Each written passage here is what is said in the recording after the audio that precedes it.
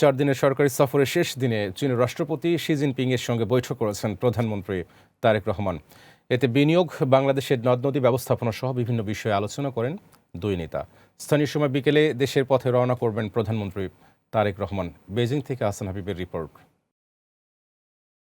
স্বনির্ভর অর্থনীতি আর সক্রিয় সংস্কৃতির দেশ চীন সফরের শেষ দিনের শুরুতেই তিয়ানআনমেন স্কোয়ারে যান প্রধানমন্ত্রী তারেক রহমান। 1920 শতকে চীনের স্বাধীনতা, সার্বভৌমত্ব ও সমাজতান্ত্রিক বিপ্লবে প্রাণ বিসর্জনকারী বিপ্লবী বীরদের সম্মানে নির্মিত বেদিতে শ্রদ্ধা নিবেদন করেন তিনি।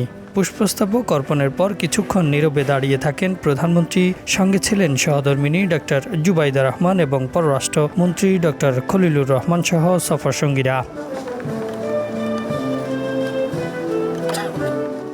এরপর সফরের সবচেয়ে গুরুত্বপূর্ণ বৈঠকে যোগ দেন বাংলাদেশের সরকার প্রধান।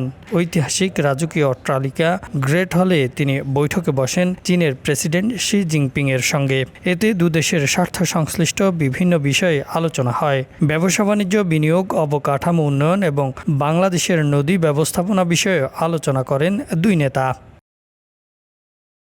পরে চায়না কমিউনিস্ট পার্টির ঐতিহাসিক জাদুঘর পরিদর্শন করেন প্রধানমন্ত্রী Tarique Rahman.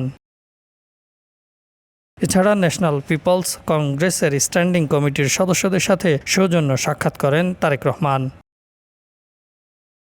Ahsan Habib, Green News, Beijing, China.